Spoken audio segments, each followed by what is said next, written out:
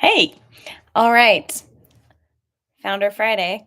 Uh, let's talk about why you should always bring a wrench to a knife fight. My name is Lacey Nelson, and founder of the Transcend Leadership Collective, host of Confessions of a Terrible Leader podcast, and here just on Fridays to give you a little insight into my life and what has gone into the reality of my experience to form what is the Transcend Leadership Collective's core philosophy, our Heart First framework. Okay, what am I talking about with this knife and a wrench and what? All right, I grew up in, as you know, my neighborhood, as from the first alive, was a little rough, and there were a lot of bullies in my neighborhood. And this is a story that I um, typically don't share with the first time I meet somebody because it's one of those stories about growing up. I have always hated bullies. And in the formation of Heart First process, I had to figure out what is my sense of core purpose and that it is deeper than core values. So thinking back through the threads of my life, recognizing what are some themes that come up.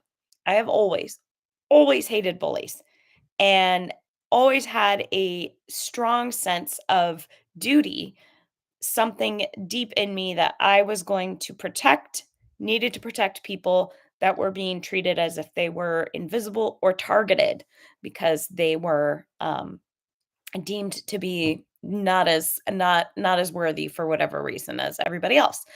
Well, in my neighborhood, there was an infamous bully, and he made the mistake of one day uh, deciding my brother was gonna be his target, my little brother. I'm 5 years older than my little brother. And this particular day, they were out playing, catch football in the yard. This kid was only 1 year younger than me. My brother's 5 years younger than me, and he was bigger than us both. And he repeatedly was pushing my brother down, when every time he was getting up, pushing him down. And I was at the time, I would guess, like 12 or 13.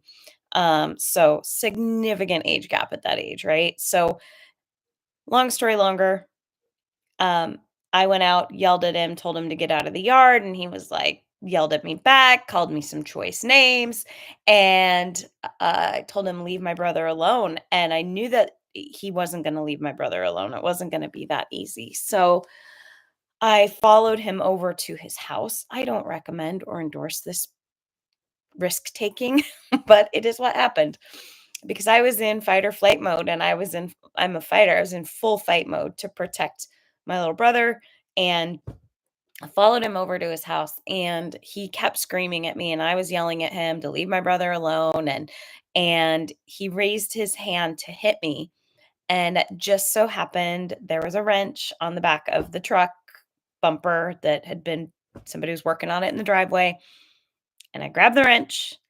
And I remember the thought going through my mind, don't hit him so hard that you really, really hurt him and you're going to go to juvie, but hit him hard enough that he's not going to bother your brother anymore. And I was like 12 or 13. And I followed through with that thought. And his sister came out, and more yelling ensued. And he didn't bother my brother anymore. So that was the story. We did have an animal, a cat disappear after that. Not saying that it definitely was him, but that happened right after that.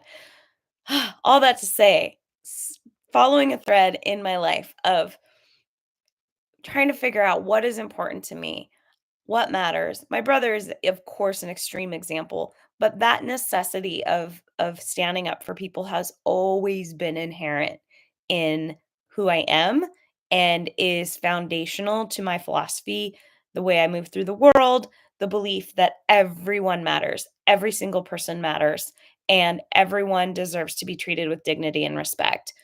I didn't have all those words and frameworks and thorough understanding as a kid, but as I have had to dig into my sense of purpose, my deeper understanding of why am I here on this earth and looking for the patterns in my life, that one came up over and over and over again.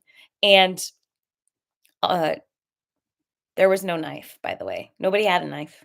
But the lesson being like, I've never been afraid to stand up for what is right. And in fact, sometimes I don't go about it the best way. But it is inherently part of who I am to take a stand and be willing to put myself on the line and be stand in the line of fire for people that for whatever reason um need that extra help. So all of that to share with you, that is one of the threads in my life that had definitely looked back, and that is one of multiple stories. And almost every time I also did not make super wise decisions because I was in fight mode. I'm not advocating that. Thankfully, now I am much more adept at regulation and I'm not a teenager anymore.